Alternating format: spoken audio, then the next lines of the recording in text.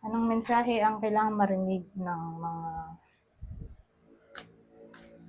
Aries mula September 16 to 30, 2024? Pwede nangyari na to o mangyari pa lang. Kung hindi man para sa inyo itong magiging reading, iba ka para sa someone na malapit sa inyo o sa someone na kakilala na mismo.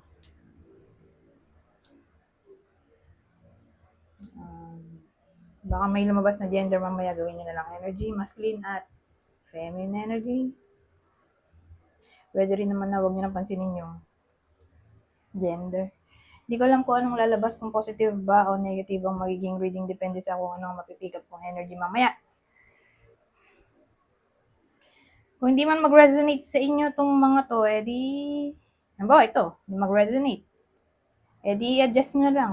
Hanapin nyo to. Kung hindi pa rin, edi dito na.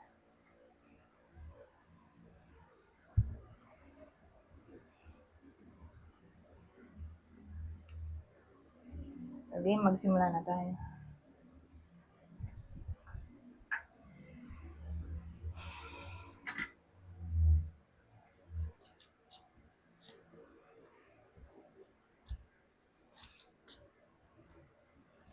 Aries, no? So, yung iba sa inyo baka makatanggap ng mensahe mula sa someone na boss nila o anyone na wise. Wise experience nila. So, pwedeng matanda na to o boss o ahead sa inyo sa workplace. Parang ano,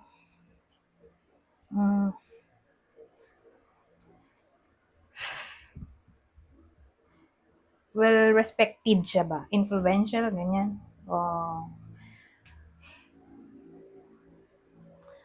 professional, ganyan. Mukhang may tatawag sa iba sa inyo o kayo yung tatawag. O ito yung mapag-uusapan sa tawag tungkol dito sa someone na boss, matanda sa inyo. Pero kung matanda to, edi mga 60 na to pataas. O baka tumawag yung tatay ninyo, lolo. O mapag-usapan na tungkol sa kanya kasi wise eh. Well experienced eh, di boss.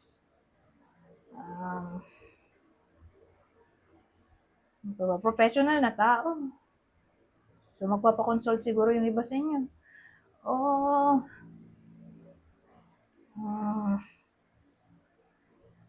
Pwede rin ganito. Yung topic tungkol sa communication ay regarding harmony, pagkakaayos.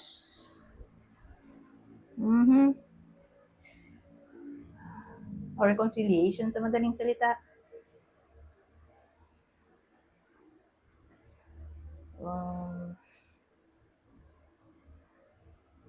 Ano ba ba?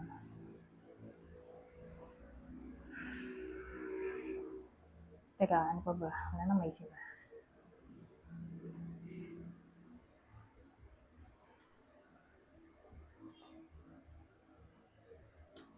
O baka tungkol sa pregnancy. Pero actually, ano to eh, pwede rin tong tita. So, auntie, uncle, pwede rin.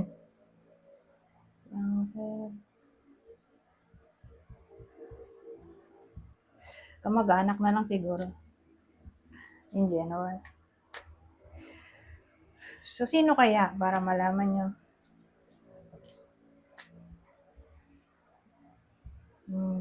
Pisces. Pisces ulit. Dalawang cards. Parehong Pisces.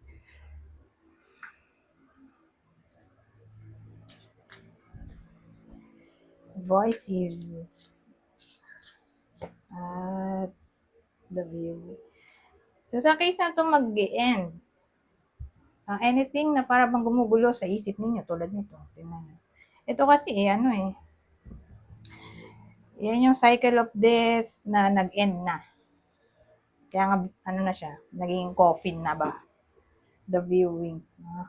Kasi ito, pag nakita ko kasi ito, para siyang mental problem. Ito, voices, kaya nga voices eh. Eh, mga kung ano-anong pumapasok sa isip ng tao. Na kung ano-ano. So, nagmukha siyang boses. Pero actually, ano siya? Thoughts. Mga thoughts na gumugulo sa isip ng tao. Kaya siya ganyan. Ito. So, kung ano man yung pinoproblema ng iba sa inyo, ito. Mag-end na. Maganda, di ba? Kasi, mawawala na. Anything na nagpapadepress sa iba sa inyo o anything na nagkukos ng anxiety o mental problem na lang siguro in general. O sabihin natin, ito yung mga basher hater ng iba sa inyo. Ito, sa wakas, mag-end na. Diba? Mm-hmm.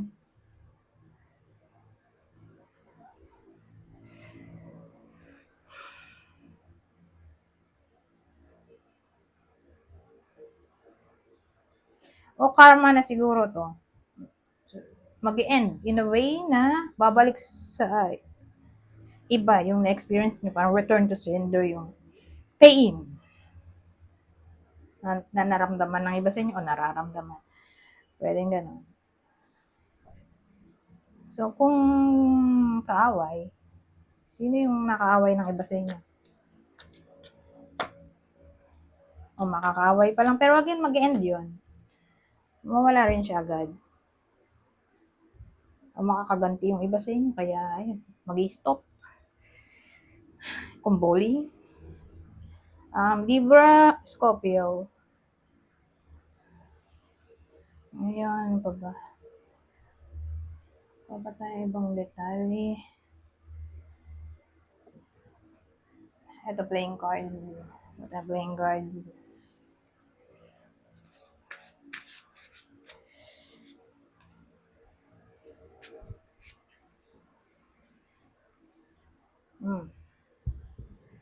Interesting. So, sa case na to, meron tayong 5 of hearts at 10. 10 of spades. Parang ganito rin. Magkapare sila.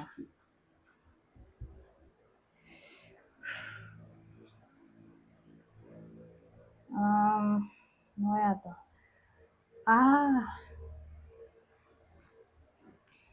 Actually, ano to eh, inggit, competition, rivalry, jealousy.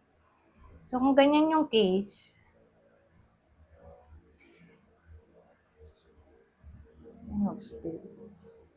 kasi 10 of swords, sabihin sana 10 of swords ay ending, pero ano nga pala to? Playing cards.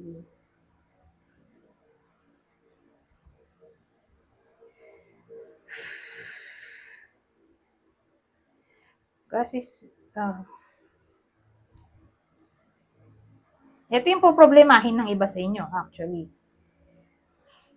Hindi siya ending.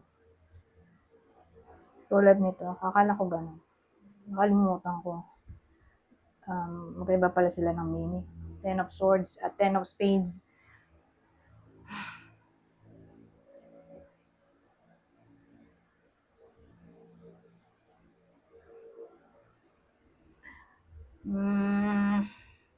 Hindi siya papasok sa ano eh, ending. Tulad nung sa 10 of spades, 10 of swords. Sa bagay, pwede din namang betrayal, di ba? Yung 10 of swords. Nabasa din akong ganun eh. Betrayal, 10 of swords. Backstabbing. Ano ba yung nandito? Dito ko nabasa yun eh. Backstabbing, betrayal.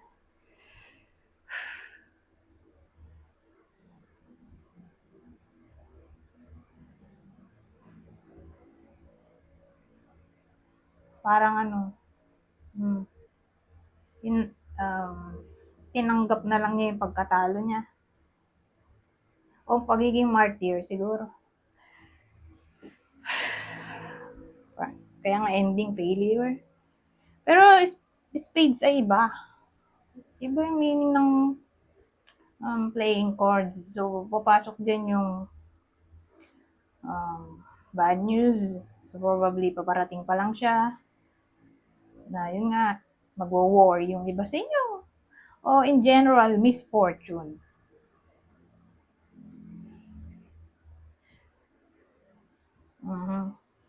Anyways, sino naman kaya yung magiging kaaway ng iba sa inyo? Pero, pwede pa rin naman siyang magkarugtong, di ba? Di ba sabi ko nga may nambubuli. So, yung bully ay ang main cause ay inggit. Na yun nga, mag-war yung iba sa inyo, pero don't worry, may ending naman dito. Nauna lang to. Parang ito lang yung clarification kung saan nanggaling tong parang mental problem ng iba sa inyo. Na ito nga, sino tong mga hampas lupang ito na probably may inggit sa iba sa inyo. Inggit ang basehan ba? Pero wag hindi pa siya nangyayari. Yun ang masama, hindi pa siya nangyayari. Pero kung mangyari man, mag-end din. So, don't worry. Ito yun. Libra, Scorpio. Ito yung probably o possible na zodiac sign na mga zodiac sign na dapat mag-ingat kayo sa 2 weeks na to. Anyways, kuha tayo na ibang information dito. Pampagood vibes. Pero basahin ko na lang. Kasi mabilis naman tong maintindihan. Dahil basic English lang. Indication. Watch for signs that lead you to true love. 3. Tell the tree what you really think. Study. Let love show you how to learn from each other. Well, anyways, hanggang dito na lang. Goodbye. For now.